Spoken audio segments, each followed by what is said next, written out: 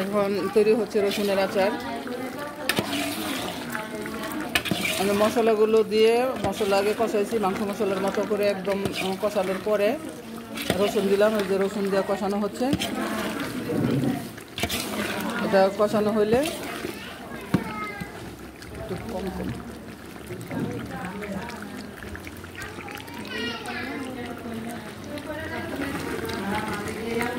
এটা রসুনের আচার,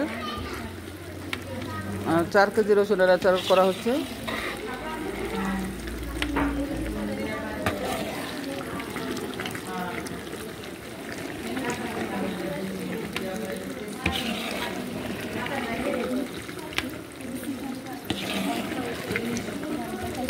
মশলা ঠিক আছে না? সুন্দর আছে না মশলা? যে মশলাগুলো যে কেমন জোরে জোরে হচ্ছে,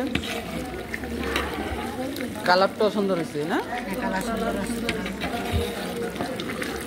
দেন, ওটা দিয়ে দেন। এখন আমরা দিয়ে দিব তেঁতুল, তেঁতুলের গাছ।